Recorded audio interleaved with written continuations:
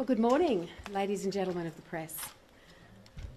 It is an enormous privilege to have been elected the leader of the Parliamentary Liberal Party.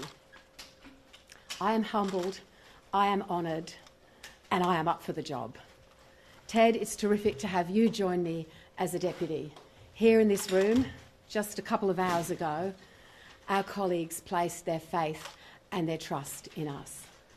And these positions are gifts of our party room, and I will always respect and value what the members of my party room tell me.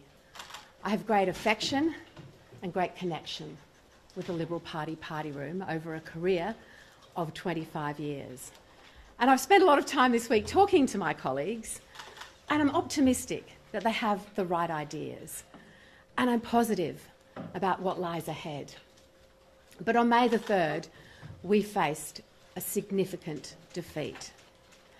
And the scale and the size of that defeat is not lost on any of us. And right now, we have to respect the result and reflect with humility. Can I say something about Angus Taylor? Can I acknowledge Angus Taylor for putting his hand up to lead the Liberal Party? He would have been a fine leader of the Liberal Party at this time. Angus and I have worked collegiately together over many years in government and in opposition. He's an intelligent, talented contributor to so many ideas, initiatives, and what we need to do as a Liberal Party going forward, and he will have an integral role in our party with the next steps going forward. As I said, we listened to the Australian people on Saturday, and we will continue to listen to them around the country. We have to have a Liberal Party that respects modern Australia, that reflects modern Australia, and that represents modern Australia. And we have to meet the people where they are. And that's what I am committed to doing and what I'm determined to do. I want to do things differently, and we have to have a fresh approach. I want to harness the talents of every single person in our party room going forward to develop the clear, articulate policy agenda that does meet Australians where they are, to develop robust policy processes, to value those contributions, and I can't wait to get started, along with Ted, on that important task. I want to talk a little bit about me, and I want to talk about my views of the Liberal Party, because the Liberal Party has shaped the person that I am today. My story is a migrant story. It's a small business story. It's a rural Australia story. It's a story about a mum and a family, and it is a modern Australian story. When I came to this country as a young girl from a cold English boarding school in my teenage years, I stepped out of the aeroplane at Brisbane Airport and I looked at this brilliant blue sky, and I knew that I'd come to the best country on earth. And I knew that Australia was a place where I could dream my biggest dreams, and I have, and I've never stopped feeling grateful for this country for what it has given me. I was able to pursue the dream of flying and become a pilot, an aerial stock mustering pilot, flying very small planes very close to the ground. And in my life in Western Queensland, I worked in the shearing sheds. I learnt the value of a hard day's work in the hot sun. I learnt the real value of and the dignity of manual labour. And I always said there was no better wisdom than the wisdom of the shearers in their singlets, sitting at the huts at the end of a hard, hard day. And while they may not have had the education or the training that perhaps others have had, I will always respect that wisdom, and I love it when I see it across this magnificent country. I became, as I said, a farmer's wife, where I raised my 3 children on the family farm. And they were tough years, just like the years so many Australians are experiencing now on the land with the drought that's biting, particularly in northern Victoria and Western Victoria. But from those tough times, I became a strong person, I believe. And I went to study when I was in my 30s, like many mums on the farm. We needed the income. And I was able to pursue 3 finance degrees, including a specialty master's in tax law, which is where my great interest in tax policy comes from.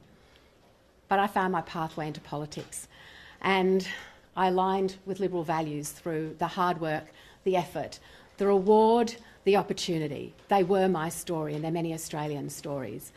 And I'm still just as passionate about the Liberal Party as I was when I hooked up my caravan, the caravan I lived in as a shearer's cook, painted it with Liberal Party logos and towed it up and down the Murray River. By then I had an economics degree and I thought that people would be interested in my analysis of countervailing tariffs. What I learnt was people wanted me to listen to what their lives were like, and I did. And I wanted to represent them. And I knew that nobody in Canberra understood what life was like in the small rural community where I came from. And that fired my determination to walk into the government party room, led by John Howard in 2001. I am, as I said, incredibly grateful for what the Liberal Party has given me, and everything that I am as I stand before you today is reflected by the party that has been part of, well, over half of my adult life. And each one of my colleagues has their own uniquely Australian story. And as we develop robust processes with respect to policies going forward, I know that their individual life's journeys will impact that. And that will mean that those policies best reflect what the Australian people are looking for. And I know at the next election we will have a competitive policy offering. I know because Ted, you, me and all of our colleagues, we stood at polling booths across this country and we saw the look on people's faces as they came in, sadly not to vote for us, and they were disappointed and they felt let down. And we understand that, and we must learn from that. And we must take the time to get it right. So I've committed to doing that, taking the time to get it right. It is time to step up, regroup and rebuild for the Australian people. Over to you, Ted, for some remarks, and then we'll take questions. Sussan, thank you very much. Congratulations to you, and thank you for leading our party.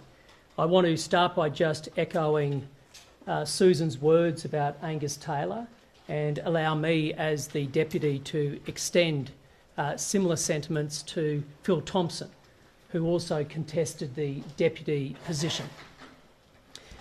Let me tell you a little bit about myself too. I grew up the youngest of 9 kids. Mum and Dad had 2 girls, 7 boys. And so as the runt of the litter, I came to know very early the importance of the broader group. That it's not just about you, it's about everybody else. And indeed, it's with that sense of team that I am feeling particularly humbled and honoured to serve as the Deputy Leader of the Liberal Party. Because ultimately, as Sussan said, the amount of talent, the depth of talent across the Liberal Party is quite extraordinary. And I think a part of our job moving forward is to ensure that we are unleashing that talent and working together united as a team. I also came to Parliament after 20 plus years in business. And so very much the approach that I have taken to date, and indeed I'll take to this role, serving under Sussan as Deputy of the party, is one that brings business methods, a commercial approach, a practical approach. While I may have studied somewhat, ultimately I'm a pragmatic sort of a person. And so I think that too is going to be key for the Liberal Party as we move forward and we form policy. Then when it comes to experience serving as a deputy, Sussan, can I say that I'm actually a very experienced deputy leader at home to Sophia and our 3 kids. And if I think of our 3 children, the oldest of whom is 12 and the youngest is around about 20 months, I think of what sort of Australia they are going to live in when they are my age and older. Will it be an Australia that is prosperous, that is strong, that is fiercely independent? Or will it be an Australia that has followed the Labor pathway, an Australia which is poor, which is weak, and which is dependent? It is those children and their peers which drives my service, including as the deputy leader of this party. A party that we saw today when we came together is united around a common set of values. And the Liberal values are Australian values. We believe in the importance of freedom. We believe in the importance of equality. We believe in the importance of a fair go, a belief that with rights comes commensurate responsibilities. With effort comes reward. We believe in the individual. We believe in family. We believe in community. We believe in enterprise, and we believe in entrepreneurship. And these values which unite the Liberal Party are the very values that have the capacity to unite the nation, which is why, as we do rebuild as a party, we will hold a very bad Labor government to account, while also rebuilding in a way that sees us with a values-led, future-focused and economically driven agenda anchored to a positive and clear vision for our nation's future. I'm delighted and humbled to serve as part of the leadership team under you, Sussan, and most importantly, to serve my colleagues in the party room in the Australian Parliament as their deputy. Thank you. Just before we go to questions, if you might indulge me, I just want to say a few words. I want to acknowledge my mum, Angela, in Albury. My mum is very sick, and on Mother's Day, before I came up here, I called in to see her, and I thought that it might be the last time that I did. She is in end-of-life care, and this week has been tough because I've kept in touch with her and her medical team and my family, and I just wanted to mention my mum this morning, and I know you'll understand that after I've taken all of your questions exhaustively, I will be heading home to be by her side. And my mum grew up in wartime Britain, and the values of resilience, self-reliance and persistence that I believe I have today come from her. So thank you, Mum. And now we'll do questions in, I think, an orderly fashion, starting with you, Andrew. Ms Ley, good luck with your mum, and good luck to your mum. What is your view now on nuclear? The gentleman to your left was a massive booster for it, and having federal government-owned nuclear power stations. Is that going to be your position, do you think, going forward? Well, just here in this party room only a couple of hours ago, I committed to my colleagues that there would be no captain's calls from anywhere by me. And I also committed during the discussions I had with them this week that we would work through every single policy issue, we would canvass the different views, and we would take the time to get it right. And you might hear me saying take the time to get it right quite a lot this morning, because that's really important. And unsurprisingly, in our party, there are many different views, and we will listen and we will take the positions that we need to at the appropriate time. Andrew. First of all, congratulations to the two of you, and sorry to hear that about your mum. You say that you want to meet people where they are, but following up from my colleague's question, are people in a place that wants net zero, and does that necessarily mean, as far as you guys are concerned, nuclear power?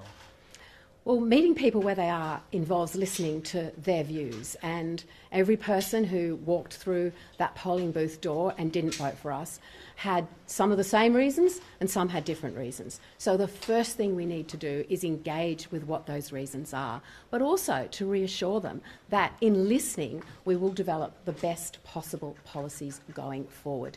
And it is as simple as that. So net Jason. zero, but you didn't net zero. I mean, it's been fought long and hard inside your party room.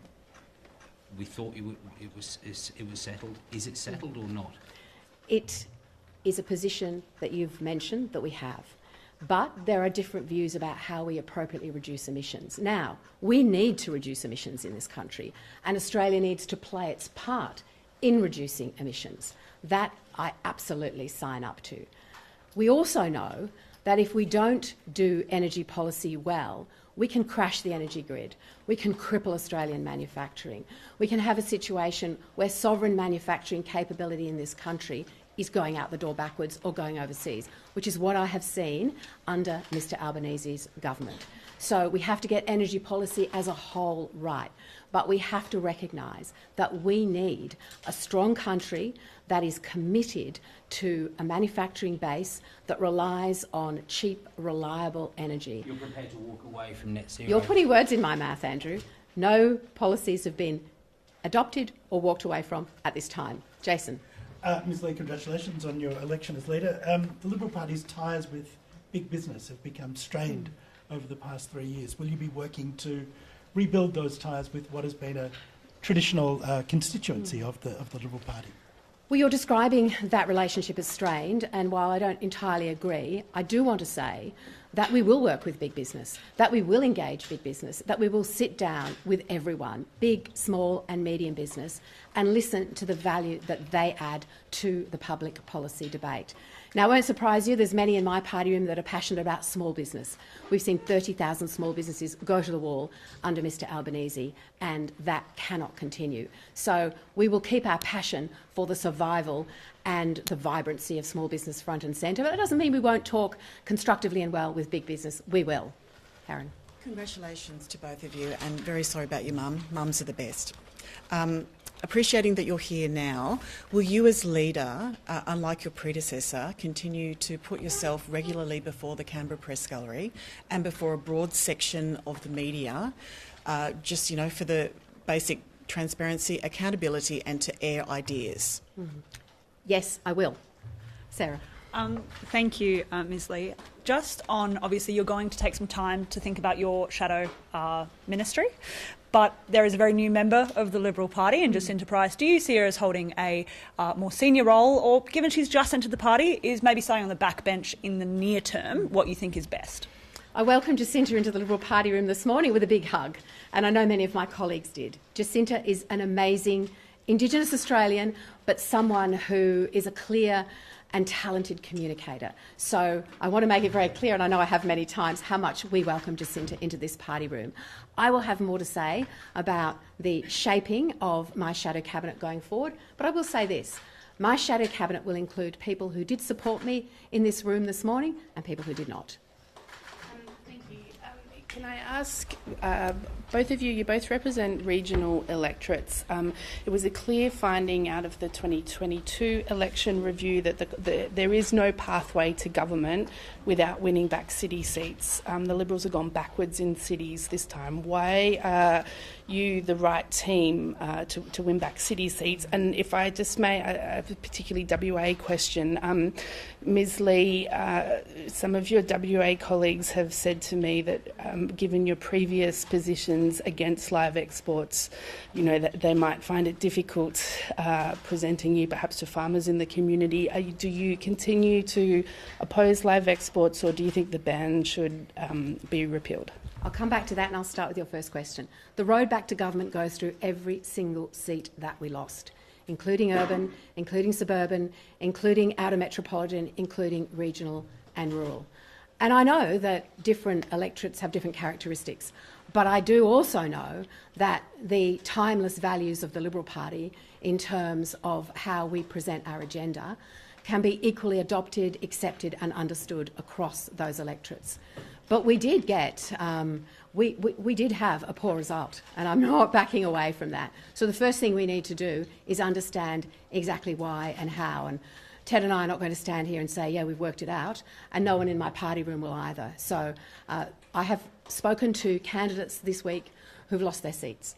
I have spoken to candidates who put everything on the line, and those have been tough conversations.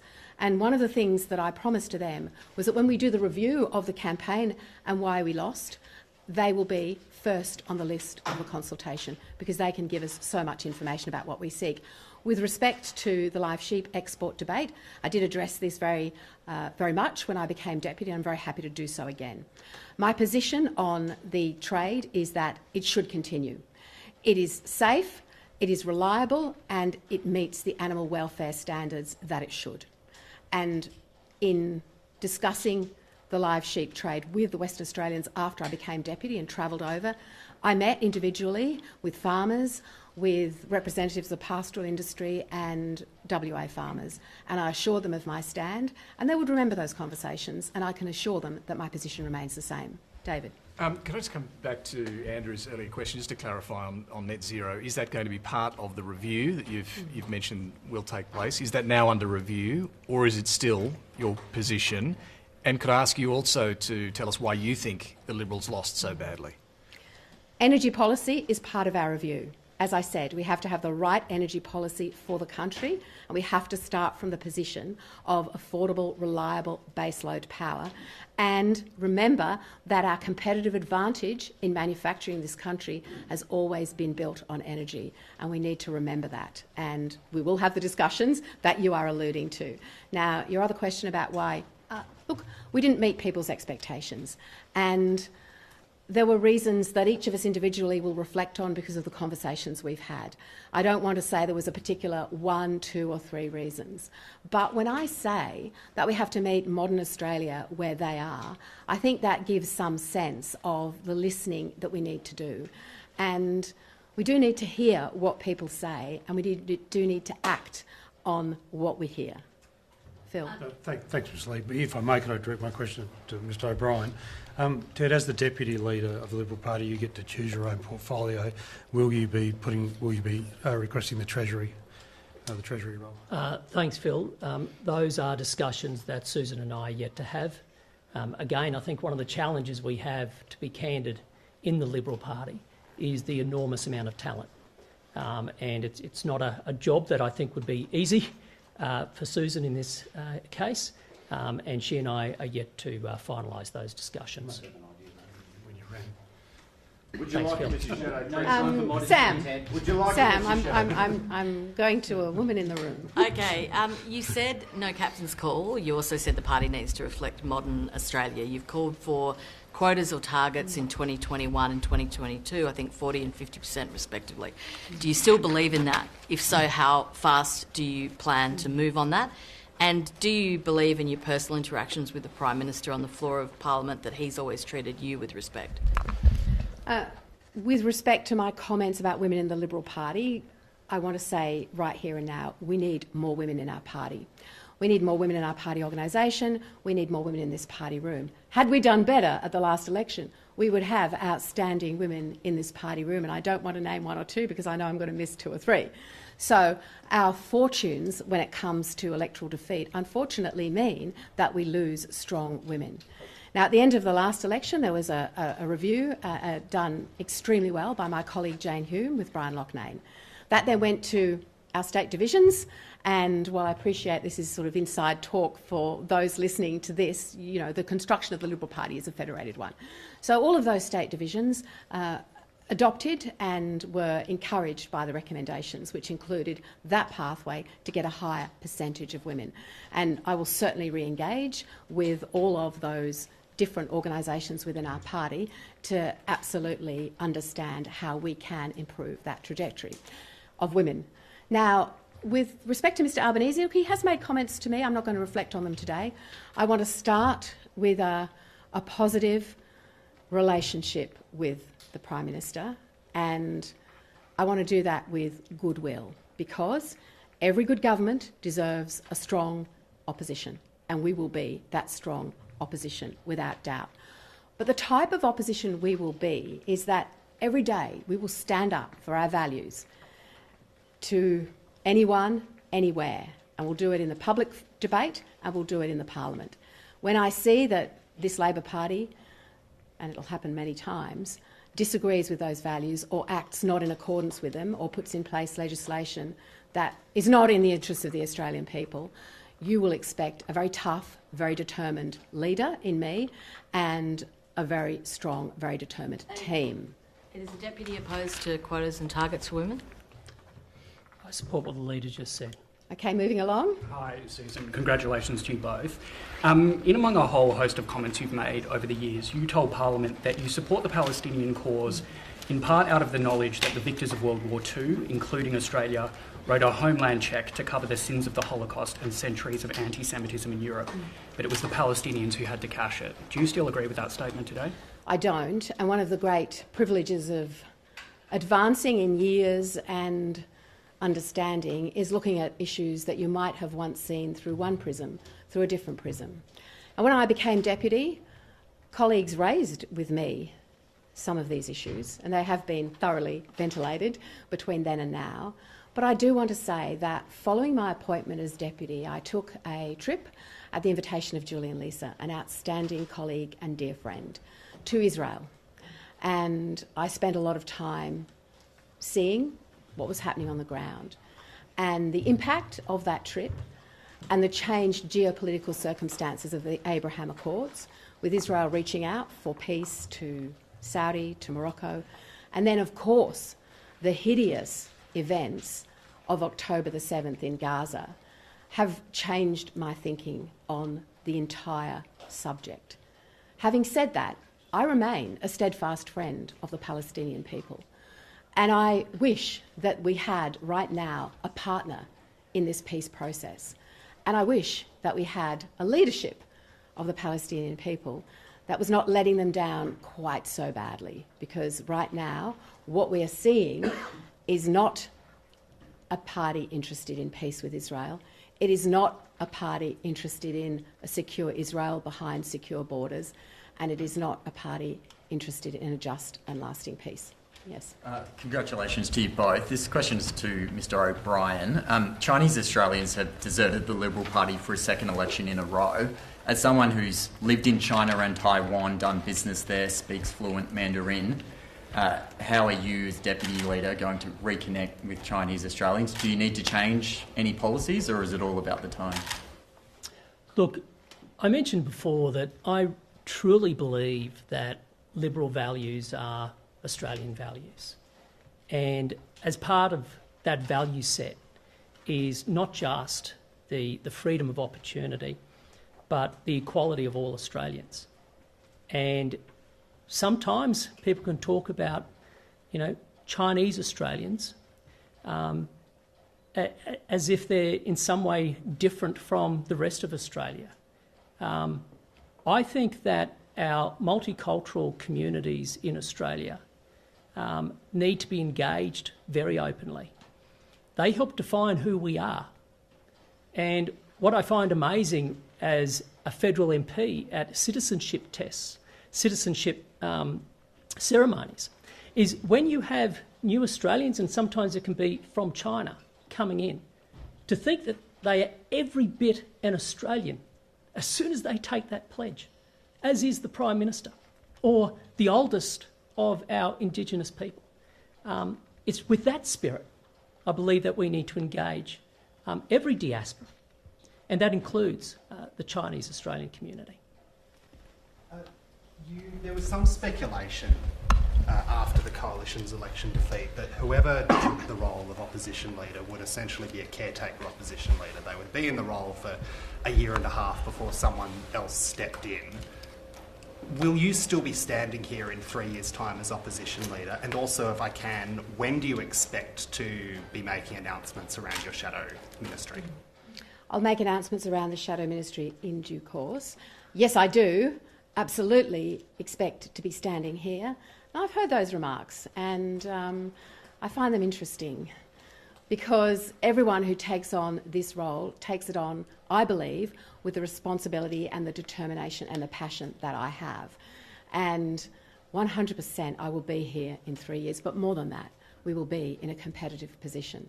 We know that we can get there. We know that the vote for Labor was a very soft one, and it is vital that we do not let down those people who stood there on polling booths and said to us, "You will get there, won't you?" And the agenda that we present at the next election will be for all of those people, but it will be for other Australians too. It will be for every single Australian. I can't wait to get started on developing it, and I can't wait to see how well my team, our team, contributes to that. Susan, can I ask, who is your political idol and why? I'm often asked this question, and I don't have a political idol as such. But I have many people I admire who are not in public life, but they are the invisible people that nobody sees. They're the people that we meet as local representatives who walk through the doors of our electorate office, who ask for help when no one else will help them. We are often a place of last resort. And when we support them through some of the most difficult times in their life, perhaps a child who doesn't have access to the NDIS, perhaps someone who has an illness that they know they won't survive and they're worried about the future of their family, somebody who's homeless, somebody who is desperate. But I see the strength in them when they have more strength than I can imagine that I ever could just to get up in the morning and face the day. And it's those people who drive me and who inspire me. Ms. Ley, you said, with your desire for the Liberal Party to represent modern Australia. Just to get your thoughts on, you're stood in front of two Australian flags. Do you agree with previous comments from, a range of people in your party that's divisive for leaders of the Liberal Party to stand in front of Aboriginal and Torres Strait Islander flags as well? And do you agree with Mr Dutton's remarks that welcome to country ceremonies are being overdone? Well, you're characterising the flag issue as divisive, and I don't. I see it as something unifying. I reflected on remarks from people in your party. That's not my opinion. It's a question to you about your opinion on that. We should unite under the one Australian flag. That is my firm view. Of course, I'm happy to stand in front of the Indigenous flag, and I frequently do, and I frequently have. With respect to Welcome for Country, it's simple.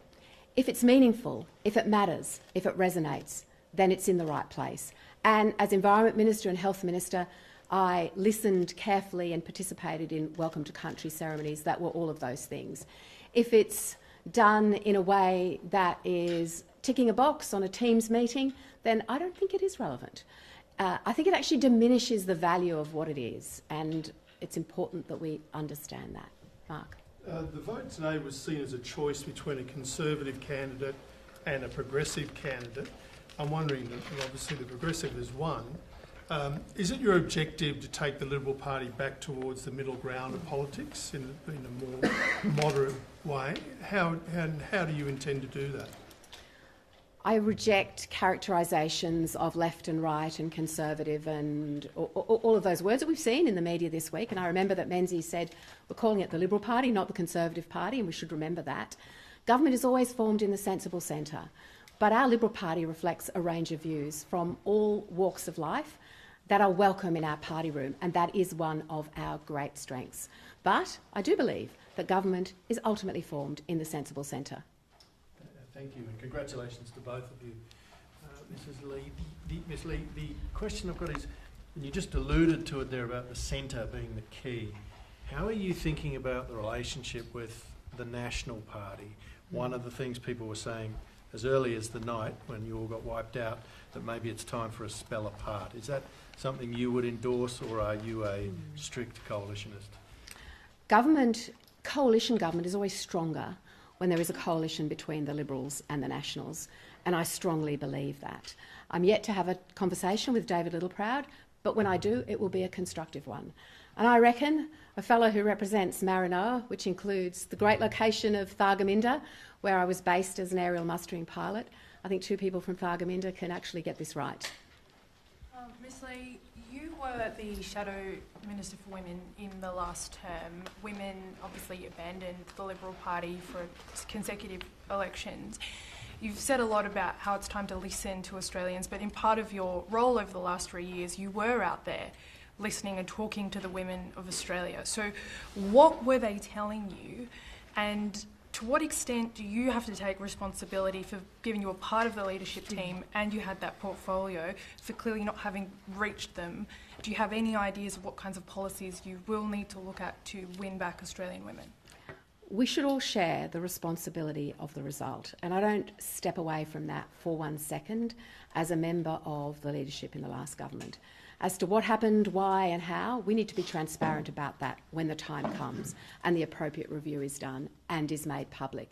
I did listen to the women of Australia, but I also accept the message that many women sent, not all, but many sent on May the 3rd. And I said in my statement for candidacy for this position that we did let women down. There is no doubt about that. And it is true that the numbers of women who are supporting us is declining. And I want to rule a line under that. I don't want to see that decline for one more day. And that means a genuine, serious engagement with a new leadership team and a new agenda, and one that I will personally drive. What was that message that you were picking up? I mean, this is a party that over recent years has said things like women should be grateful for a highway as they give birth on the side of the road. Even in this term that, you know, women are intelligent, they can appreciate defence and national security policy, but clearly the offering wasn't there. They didn't feel that you were representing them. What were those messages you were getting? Well, I don't agree that those were the messages they were hearing, and I don't want to say what the messages they were hearing were, except that they didn't support us. And I have to acknowledge that, have to accept it, and have to act on it, and I will. Sussan Ley, there was also a big diverse community response to the Liberal Party offering, and you were deserted by a lot of diverse communities as well. Do you need to, and will you rethink your migration policy, including the cut to permanent migration and net overseas migration? And why do you think that you didn't get the support from those communities? Do you think those migration policies were in fact alienating? We need to find that out, and it is true that seats with high migrant numbers, in many respects, we lost, but we lost other seats which were not like that too. So we're not going to jump to conclusions about the reasons why we lost the vote in certain areas. But migration policy and the way it intersects with education policy and the issues of student visas and the issues of regional visas that support areas where I live, where it's hard to get a workforce, all of those things will be on the table with respect to the next steps of policy development. So how do you reflect on being the first female leader in 2025, and perhaps that your appointment at this time is an example of the glass cliff effect? It's an interesting question, the glass cliff, and I actually don't accept it in my appointment. But I do say that it does send a signal to the women of Australia that the Liberal Party has elected its first woman leader, but my agenda is about much more than that. Of course, it is about reconnecting with women and listening to where we went wrong, but when you develop a cohesive, consultative party room process, it includes a range of views, and I know that I can lead that effectively and well. And I will say that one of the hallmarks of my style as deputy leader, and in fact my work in the parliament for the time that I've been here, has always been consultation. It's always been a really strong work ethic, but it's always been listening really carefully to what people say. Now I'm going to go to Hans because yes. You say you want to meet people where they are. Do you have a sense of why your party isn't where people are already, based off any discussions you've had in the last week? I think we've all got a sense about where we went wrong, and it's different in different locations. And maybe issues like the messaging or the dynamic that people saw through the media of who we were, but then changed their mind when they saw their candidates. There are so many things in people's minds, if I can sort of capture that, when they walk in to vote. And it just comes back to listening to what they tell us now about why they didn't support us and where we went wrong. Just here.